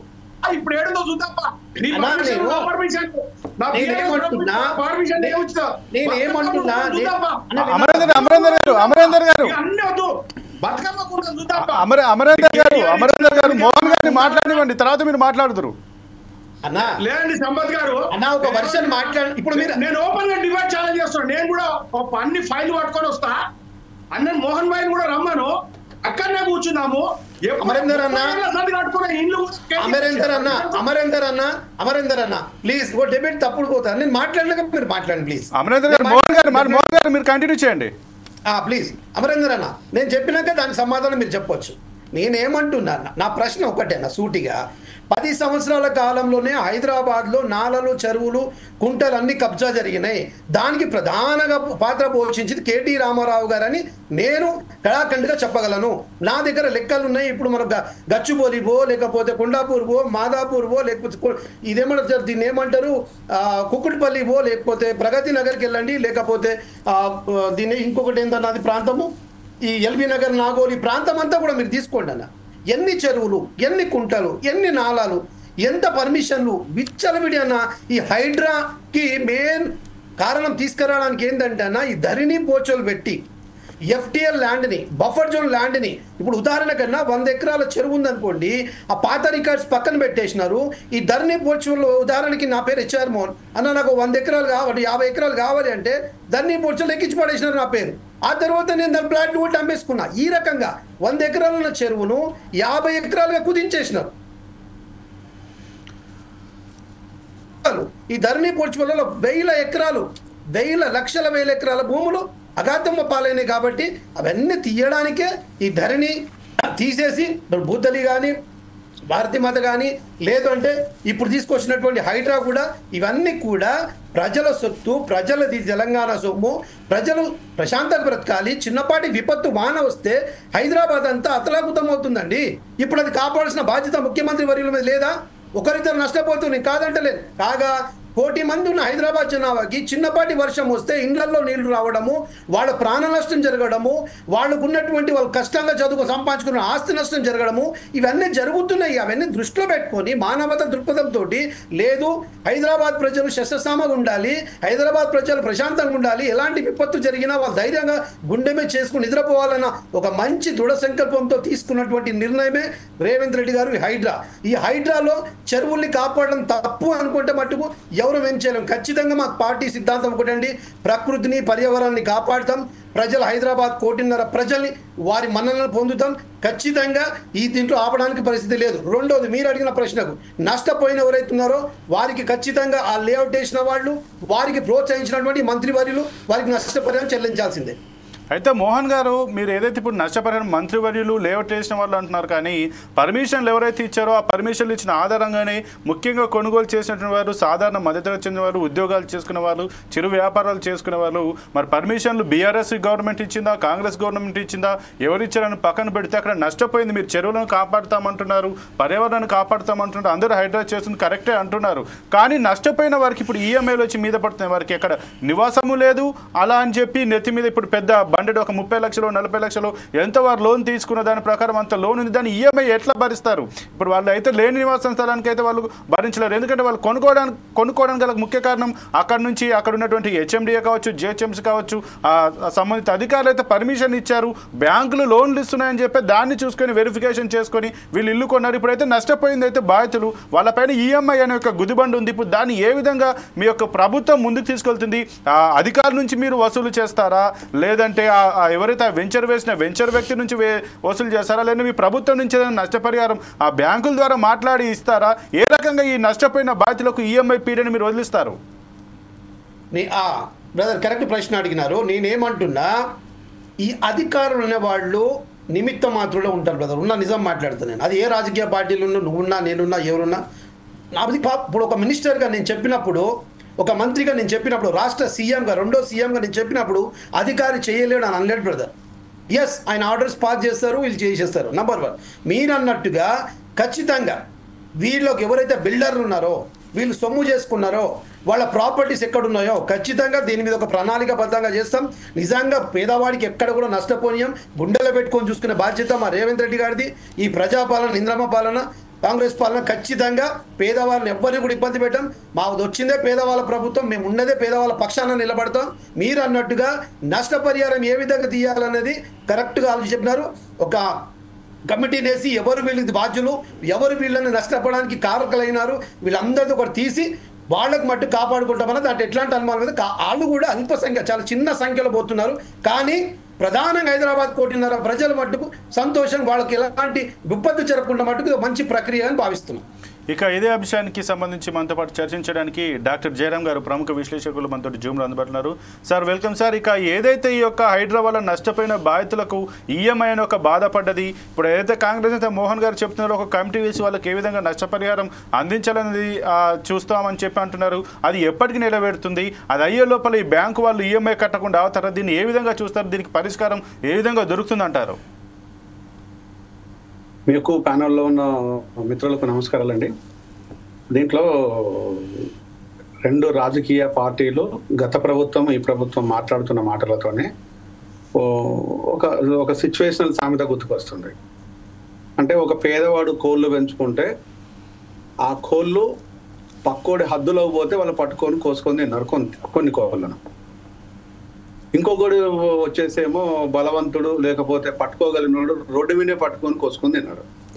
అరే ఎందుకురా మీరు అట్లా తిన్నారు, ఇది నా సొమ్ము కదా, నేను దాచుకున్నది కదా అంటే, నీ సొమ్ము నీ దగ్గర ఉండాలి కానీ నా పొలంలోకి వచ్చింది కాబట్టి నా సొమ్ము అవుతుంది కాబట్టి నేను కోసుకొని తింటాను అని చెప్పేసి రోడ్డు మీద ఉన్నది అందరి సొమ్ము అవుతుంది కాబట్టి రోడ్డు మీద తిన్నాను అంటే, ఇక్కడ ప్రజల సొమ్ము ప్రభుత్వ అధినేతలుగా ఉండాల్సిన వ్యక్తులు ఈరోజు ఇదే మాదిరిగా దోసుకొని కోసుకొని తిన్నారు. ఇంకా దీంట్లో వేరే కన్ఫ్యూజన్ లేదు, ఇంకా వేరేది ఏం లేదు. ఈ రకంగానే కోసుకొని తినేసారు మొత్తం. దీన్ని ఎన్ని రకాలుగా మోసం చేయాలనో ప్రజల్ని అన్ని రకాలుగా మోసం చేశారు, అన్ని రకాలుగా చేస్తారు. దీంట్లోపల ప్రభుత్వం ప్రతిపక్షంలో ఉండే నాయకులు పర్ఫెక్ట్గా దోసుకొని తిన్నారు. ప్రభుత్వంలో ఉండే వాళ్ళు ఎక్కువ తింటారు, ప్రతిపక్షంలో ఉండే వాళ్ళు తక్కువ తింటారు. మొత్తానికైతే తిన్నారు, జరిగిపోయింది. కానీ ఈ తినేదానికి ఏ చట్టం లేదు. సో బాధితుడికి మాత్రమే చట్టాలను చూపిస్తున్నారు. ఏ చట్టాలను కూడా హైడ్రా చట్టం, హైడ్రా కూడా చట్టం ఏం లేదు. నేను చాలా సందర్భంగా హైడ్రా అనేది ఒక చట్టం చేయండి, ఆ చట్టం లోపల ఎవరెవరిని కూల్చాలి, ఎవరెవరిని వదిలేయాలి, కూల్చిన ఇళ్లకు నష్టపరిహారం ఎలా చెల్లించాలి, రేపు అప్పులలో ఉండే వాళ్ళను ఏ విధంగా మనం ఆసరా పలకాలి, సేమ్ టైం వచ్చిన గతించిన ఆస్తుల పట్ల ఏ విధానాలు ఉండాలి, దీనిపైన ప్రభుత్వం విధానాలు ఏ విధంగా ఉంటాయి, ఆఫీసర్లు ఏ విధంగా ఉండాలి, ఎలా మెసులుకోవాలి, ఎలా మసులుకోవాలి అనే దాన్ని ఒక చట్టాన్ని చేయమని నేను చాలా కొన్ని వందలు కాదు దాదాపుగా కొన్ని వందల లైవ్లలో నేను ఇదే చెప్పాను. ఇదే చెప్పిన తర్వాత కొంతకాలం తర్వాత ఇది హైకోర్టుకు పోయింది. నేను బతుకమ్మ చెరువు గురించి కూడా చాలా క్లియర్గా మాట్లాడాను చాలా ఛానళ్ళలో. బతుకమ్మ చెరువు గురించి హైకోర్టు ప్రశ్నించింది. ఈరోజు బతుకమ్మ చెరువు లోపల చెరువు ఉన్నదా, బతుకమ్మ కుంట ఈరోజు ఉన్నదా అని అడిగింది. ఈరోజు బతుకమ్మ కుంట లేదు, తినేసిండ్రు, మొత్తం తినేసిండ్రు. నేను చెప్పిన కోల కథ ఇలాగ అయిపోయింది. బతుకమ్మ కుంట ఇలా బతుకమ్మ కుంటనే తినేసిండ్రు అంటే బతుకమ్మ కుంటను కాదు, అన్ని కుంటలను అన్ని చెరువులను తినేసిండ్రు, అన్నిటిని తినేసిండ్రు. ఇక్కడ అక్కడ ఏం లేదు. తెలంగాణలో ఎన్ని తిన్నారు అనేది ఇప్పుడు ఎవరి దగ్గర లెక్కలు ఎన్ని ఉన్నాయంటే ఎవరి దగ్గర లెక్కలు వాళ్ళకు ఉన్నాయి, కానీ ప్రజల దగ్గర కూడా లెక్కలు ఉన్నాయన్న విషయాన్ని ప్రభుత్వాలకు తెలియదు. ఇక్కడ ఎన్ని ఎకరాలు కాజేసిందంటే మీరు ఒకసారి ఆలోచించండి.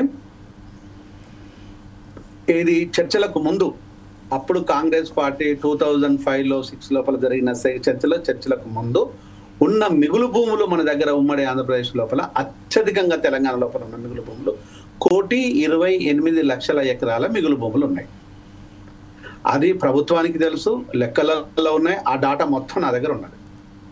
సో ఆ 1,28,00,000 ఎకరాల మిగులు భూములు ఉంటే ఆ రోజు మేము తెలంగాణ యాజిటేషన్లో మాట్లాడుతున్న క్రమం లోపల మేమేం మాట్లాడుతుంటే తెలంగాణ ఒకలంగా సిద్ధించినట్టు అయితే ఈ భూములను పేదలకు పనిచేస్తే వాళ్ళు ఆత్మగౌరవంతోనే బ్రతుకుతారు.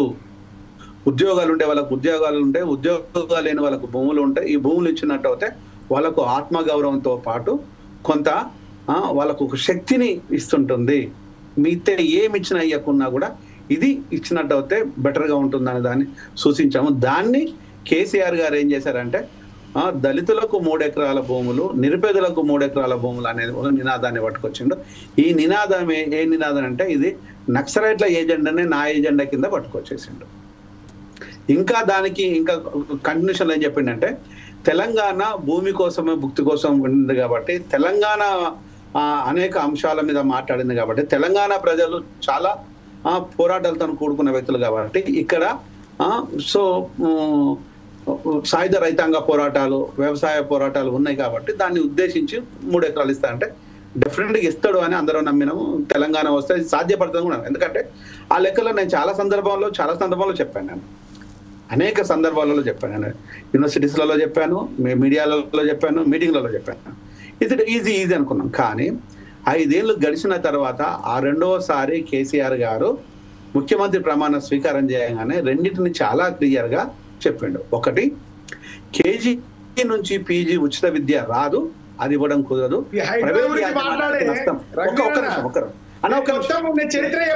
నేను చెప్తాను, నువ్వు చెప్పినట్టు మాట్లాడారు కదా. ఇప్పుడు మీరు చెప్పినట్టు ఒక్క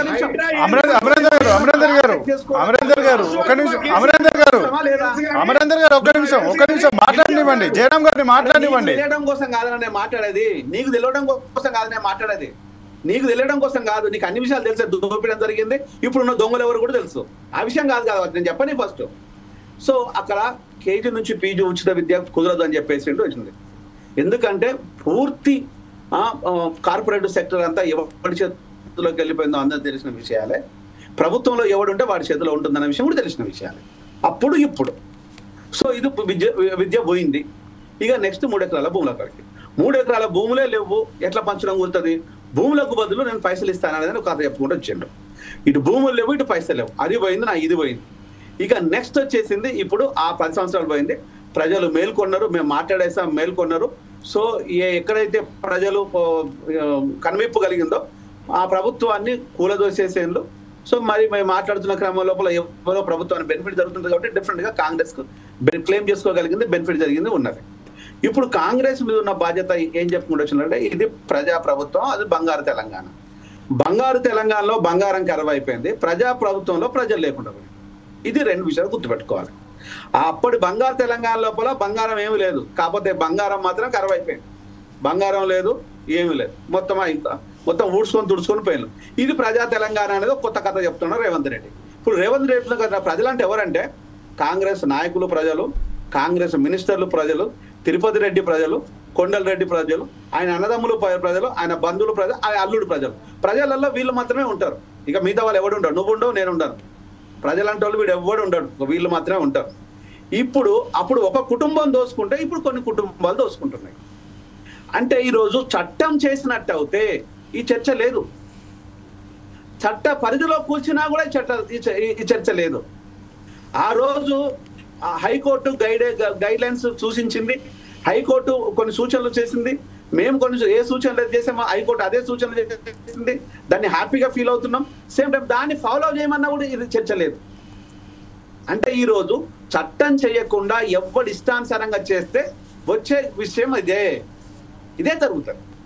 ఎందుకంటే చట్టం లేదు కాబట్టి. ఈరోజు రంగనాథ్ ఉన్నదా, లేకపోతే కేటీఆర్ది ఉందా, పల్లా రాజేశ్వర రెడ్డిది ఉందా, పట్నం మహేందర్ రెడ్డిది ఉందా, గుడిసె వెంకటస్వామి కొడుకుది వివేక్ వెంకటస్వామిది ఉందా, లేకపోతే ఇంకొకటిది ఉందా అంటే అందరి ఉన్నాయి. ఆ తిరుపతి రెడ్డిది ఉందా, ఇంకొకటి ఉందా అంటే అందరి ఉన్నాయి కానీ వీళ్ళకు చట్టాలు పనికిరావు. ఎందుకంటే చట్టం లేదు కదా. ఇంకా చట్టం లేదు కాబట్టి వీళ్ళకు అన్ని ఉంటుంది. ఇక్కడ భయపెట్టి భయభ్రాంతులకు గురి చేసింది ఎవరిని అంటే ఇక మూసీ పరివాహక ప్రాంతంలో ఉన్న జనాలు. దానికోసము వీళ్ళు విప్లవీయులు అయిపోతున్నారు బీఆర్ఎస్ వాళ్ళు.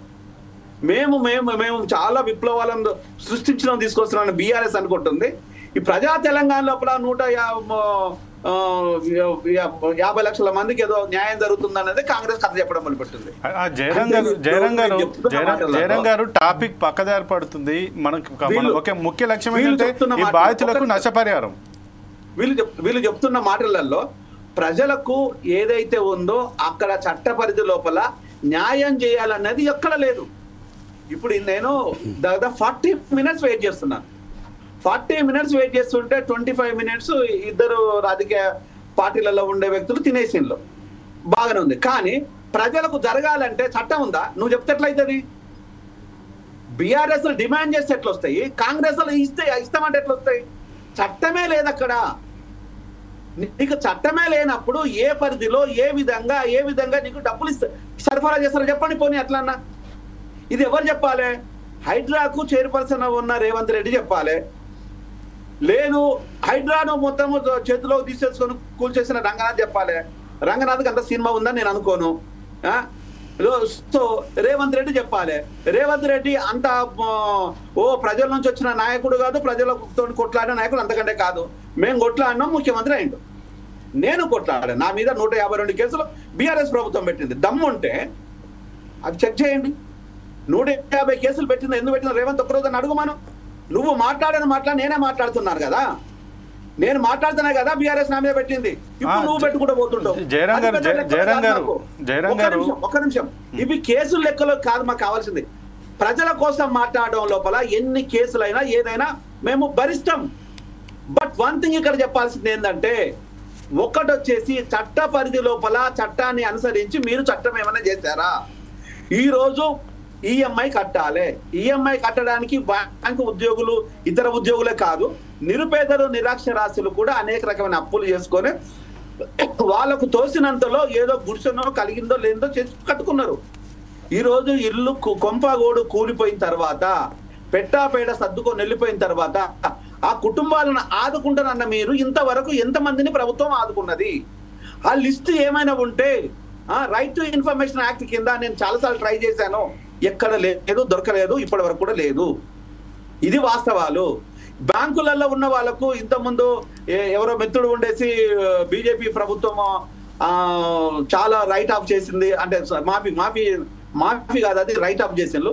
ఆ రైట్ ఆఫ్ చేసిన దొంగలను చేసి ప్రజలకు ఏమైందంట, ఆ దొంగలు వచ్చేసి ఎవరో కాదు, రాజకీయ నాయకులు పెంచి పోషించిన దొంగలే, కొత్త దొంగలేం కాదు అది, మన ఇంటికి దొంగలే వాళ్ళు కూడా. అంటే ఆ దొంగలను పెట్టాలంటే మనకు వాటాలు వస్తాయి. నిరుపేదకు భూమి ఇచ్చేసి ఇల్లు కట్టించుకుంటే వాటా ఏమొస్తుంది, ఎంత వస్తుంది అనేది లెక్కలు ఉంటే నిజంగా దాంట్లో కూడా లక్షల కోట్ల జరిగితే మాత్రం ఇది సహాయం చేస్తారు. ఇక్కడ జరగట్లేదు కదా.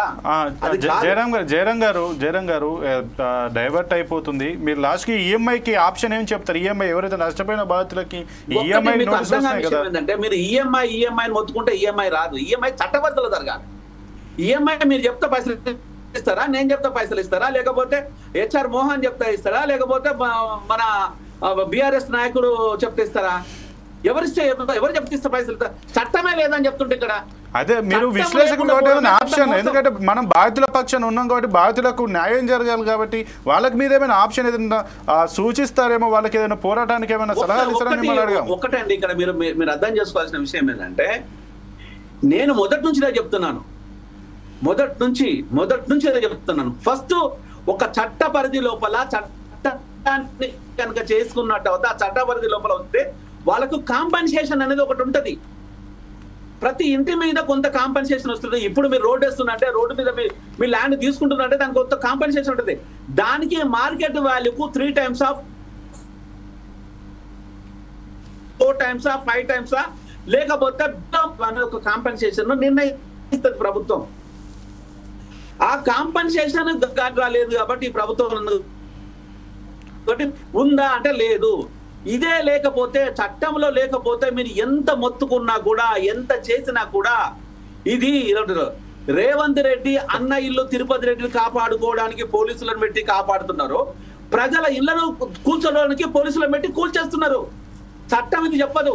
చట్టం అనేది జయరాం గారు మీరు ఇప్పుడు మనం అడగాల్సిందే, చట్టాన్ని అడగాలి కదా. జయరాం గారు ఇప్పుడు మీరు అంటున్నారు చట్టం చేయలేదు, హైడ్రా పైన చట్టం చేయలేదు కాబట్టి ఎటువంటి మనం డిమాండ్ చేసడానికి ఉండదు, ఆ నష్టపరిహారం చెల్లించడానికి ఉండదు అంటున్నారు. కానీ కాంగ్రెస్ గవర్నమెంట్ ఉంది కాబట్టి వారు బ్యాంకులతో ఏమైనా మాట్లాడి దీన్ని రద్దు చేసేటువంటి అవకాశం ఏదైనా ఉంటుంది కదా. ఇది పెద్ద జోక్ అండి. బ్యాంకుకు గవర్నమెంట్ సంబంధం ఏందండి? బ్యాంక్ అనేది ప్రజల సొమ్ము, ప్రజాసొమ్ము. బ్యాంకు ప్రజల సొమ్ము. ప్రజలు మీరు నేను పెట్టుకున్నది, మన నెల జీతాలు, మన కష్టాజీతం పెట్టుకున్నది, మా మోహను లేకపోతే మిత్రుడు ఇంకో మిత్రుడు మన అందరూ పెట్టుకున్నది బ్యాంకులో, మన నెల జీతం పెట్టుకున్నది మన కష్టాజీతం. దాన్ని తీసుకుపోయి వీళ్ళకి కడతానంటే ఎవరు ఊరుకుంటారు?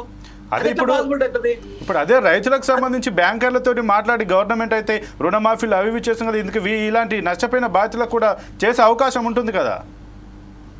ఒకటి వెరీ గుడ్ క్వశ్చన్ అండి. రైతులకు ఇస్తానన్నది 1,00,000 నుంచి 2 లక్షల రూపాయలు. ఇక్కడ ఆస్తులు కోల్పోయిన వాళ్ళు 1 కోటి నుంచి 2 కోట్లు ఉంటుంది, 5 లక్షల నుంచి 10 లక్షలు ఉంటుంది, 10 నుంచి 20 ఉంటుంది, 20 నుంచి 30 ఉంటుంది. హైదరాబాద్ లోపల ఏ గ్రామానికి పోయినా కూడా 50,000 గజం తక్కువ లేదు. ఇది హైదరాబాద్ నడిబొట్టు లోపల 1,00,000 రూపాయల గజం తక్కువ లేదు. ఇప్పుడు ఎంత ఒక 100 గజాలు వేసుకున్నా, 50 గజాలు వేసుకున్నా కూడా 50 లక్షలు కదా. మరి దీన్ని ఎవరు పే చేయాలి? ఇది ఒక అంశం. ఇంకొక అంశం వచ్చేసేమో ఇది ప్రజలకు ప్యూర్గా ఇది నిరుపేదలకు సంబంధించిన విషయం. ఇక నెక్స్ట్ బిల్డర్లకు సంబంధించిన అంశానికి వస్తే, బిల్డర్లో వచ్చేసి బీఆర్ఎస్ ప్రభుత్వము పర్మిషన్లు ఇచ్చింది, ఇప్పుడు కాంగ్రెస్ ప్రభుత్వం కూడా పర్మిషన్లు ఇస్తుంది. జయరాం గారు మళ్ళీ మీ దగ్గరకు వస్తారు, సమయం తక్కువ ఉంది కాబట్టి. క్రమం లోపల ఏం చేస్తున్నది? ఇప్పుడు జయరాం గారు హైడ్రాకు లోబడి జయరాం గారు సమయం తక్కువ కాబట్టి ఒక నిమిషం మోహన్ గారు చెప్పండి. ఇప్పుడు జయరాం గారు ఏదైతే ఇట్లా మీ గవర్నమెంట్ 2 గవర్నమెంట్లు కూడా ఈ విధంగానే చేశాయి. ఇప్పుడు ప్రజా ప్రభుత్వం అంటున్నారు, ప్రజలే లేరు, కేవలం రేవంత్ రెడ్డి సోదరులు, రేవంత్ రెడ్డికి పార్టీకి సంబంధించినటువంటి మంత్రులు, ఎమ్మెల్యేలు ఉన్నారు. మరి దీనికి ఇంతవరకు హైడ్రాకి చట్టమే తీసుకురాలేదు, ఏ విధంగా కంపెన్సేషన్ ఇస్తారు, బాధ్యులను ఏ విధంగా ఆదుకుంటారంటూ కూడా జయరాం గారు అయితే ప్రశ్నిస్తున్నారు. దీనికి మీరు కాంగ్రెస్ నేతగా ఏ విధంగా సమాధానం చెప్తారు? నేను పెద్దలు గౌరవనీయులు జయరాజన్న గారికి మాటలను స్వాగతిస్తూ గౌరవిస్తానన్నా. ఎందుకంటే అన్న ఏ పార్టీకి సంబంధం లేకుండా ఒక విశ్లేషకుడా సామాన్యుడికి న్యాయం జరగాలన్న కోణంతో మాట్లాడడం జరిగింది. కానీ నాకు కొద్దిగా సమాచారం ఏంటంటే, సార్ చట్టం అంటే ఇప్పుడు గెజెట్ GOMS 99 తీసుకొచ్చి హైడ్రాక్ తీసుకురావడం జరిగింది. అది అన్నకు మరి ఐడియా ఉందో లేదో. హైడ్రా కూల్చడం కోసం తీసుకొచ్చింది, పైసలు ఇవ్వడం కోసం కాదే. పైసలు కాదు, చట్టం అన్నా నేను అదే అంటున్నా. అది కూల్చడం కోసం తీసుకొచ్చిన జీవో అది. జయరాజన్న కన్క్లూడ్ ప్లీజ్. నేనేమంటున్నా GO 99 MS 99 తీసుకురావడం అంటే చట్టం లేదు అంటే చట్టం చట్టం కాదే.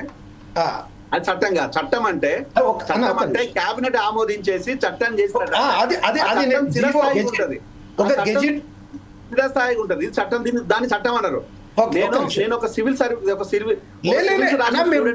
ఒక డాక్టర్ని, ఒక ఇంటర్నేషనల్ డాక్టర్ని, చట్టాలేందో జయరాం గారు కంటిన్యూ చేయనివ్వండి. జయరాం గారు మోహన్ గారిని చెప్పనివ్వండి. అన్నా మీ పట్ల మాకు అపారమైన గౌరవం ఉంది, మీరు పెద్దలు, అట్లా కాదంటలేం. కానీ అది తీయడానికి ప్రధానమైన కారణం మళ్ళీ చెప్తున్నా, ఇక్కడ అవినీతి కోణం లేదు.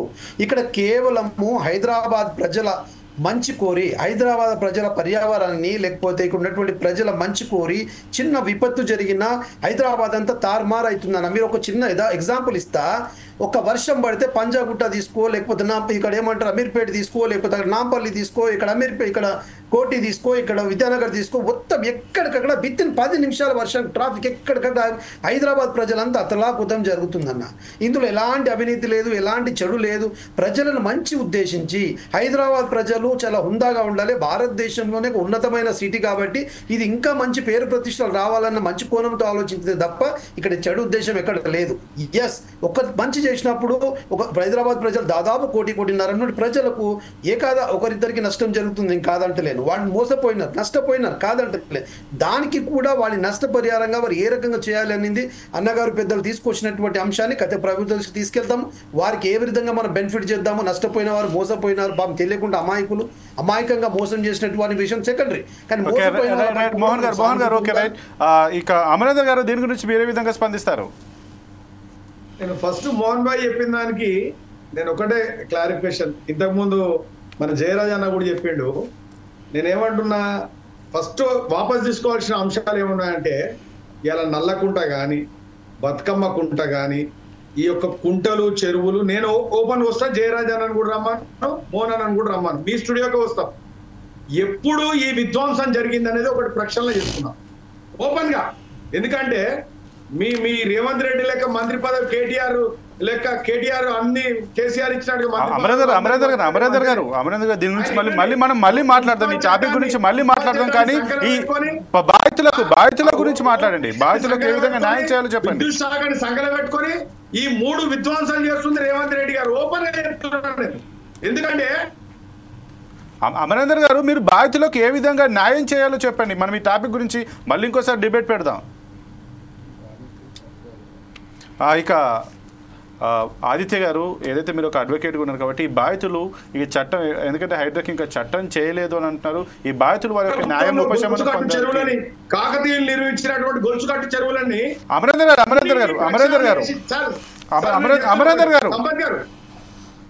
అమరేందర్ గారు జస్ట్ మీరు కంక్లూడ్ చేయండి. బాధితులకు మనం దీని గురించి మళ్ళీ మనం ప్రజల ముందు ఏదో మాట్లాడడం కాదు, నాకు కూడా సమాధానం చెప్పడం. ఇప్పుడు నేను కూడా ఒక పార్టీకి చెందిన వాడిని కదా. నా పార్టీ ఇప్పుడు ఏదో బట్టగాల్చి మీదేస్తా అని చెప్తే కాదు కదా. నేను విధ్వంసం జరిగింది అంటున్నావు కదా, హైదరాబాద్ విధ్వంసం జరిగింది అంటున్నావు కదా, వైస్రాయ్ హోటల్ ఎప్పుడు కట్టిరో చెప్పుదా, బతుకమ్మ కుంట ఎప్పుడు నాశనం అయిందో చూద్దాం, నల్లకుంట ఎప్పుడు నాశనం అయిందో చూద్దాం, Banjara hills, Jubilee hills, Madhapur అన్ని చెరువులు ఎప్పుడు విధ్వంసం జరిగిందో క్లియర్ కట్ గా ఓపెన్ గా ఛాలెంజ్ చేద్దాం. అది రైట్. అమరేందర్ గారు మీరు ఒక ఓపెన్ ఛాలెంజ్ విసిరారు. అమరేందర్ గారు ఒక్క నిమిషం, లెట్ మీ కంప్లీట్. అమరేందర్ గారు మీరు ఒక ఛాలెంజ్ విసిరారు, దాని గురించి మళ్ళీ మనం ఆ సపరేట్ డిబేట్ పెట్టుకుందాం. కానీ ఎందుకంటే నష్టపోయిన బాధితుల పక్షాన వారికి ఏ రకంగా మీరు ఈఎంఐ బండను తీసివేయడానికి మీ రకమైన సూచనలు ఇస్తారు? మూసీ పరివాహక ప్రాంతంలో 30 ఏళ్ల సంధి, 40 ఏళ్ల సంధి, అది దానికి మూసీకి హైడ్రాకు సంబంధం లేదన్నా. మూసీకి హైడ్రాకు సంబంధం లేదు అన్న.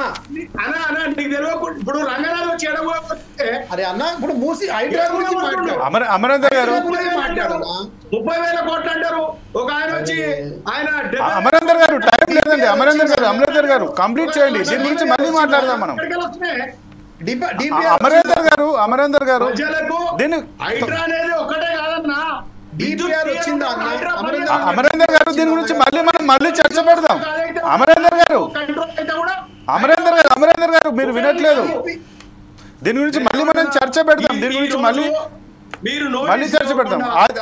ఆదిత్య గారు మీరు చెప్పండి. ఇప్పుడు డెఫినెట్గా దీనికి ఒక స్టాండర్డ్ స్ట్రీమ్ లైన్ ప్రొసీజర్ అనేది తీసుకురావాలండి. ఆల్రెడీ ఉన్న ప్రొసీజర్ని ఇంప్లిమెంటేషన్లో ఉన్నా కూడా సో మనకేంటంటే మన ప్యానెల్ మెంబర్స్ చెప్పినట్టు డిఫరెంట్ కన్సిడరేషన్స్ ఏవైతే పాజిటివ్గా కామన్ మ్యాన్కి పాజిటివ్ జరిగిద్ది అనేది కన్సిడరేషన్లోకి తీసుకుంటా.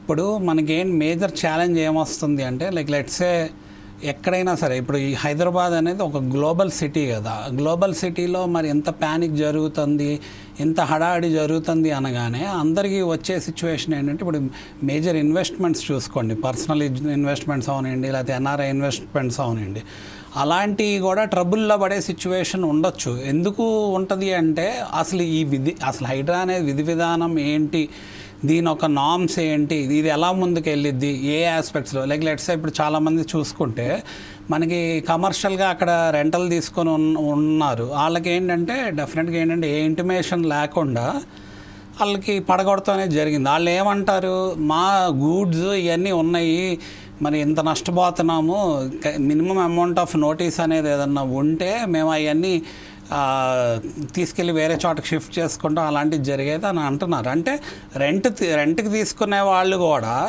డెఫినెట్గా ఎవరైతే ఓనర్ ఉన్నారో ఆ ఓనర్ దగ్గర ఇది ఎంత కంప్లైంట్స్ ఉంది, దీని లీగాలిటీ ఏంటి, అసలు ఇది అంటే ఎన్క్రోచ్డా లేకపోతే ఏదైనా కబ్జా చేసిందా అని చెక్ చేసుకోవడానికి మరి ఏ బాడీ, ఒక ఇరిగేషన్ డిపార్ట్మెంటా లేకపోతే హెచ్ఎండిఏనా లేకపోతే జిహెచ్ఎంసీయా ఎవరిస్తారు?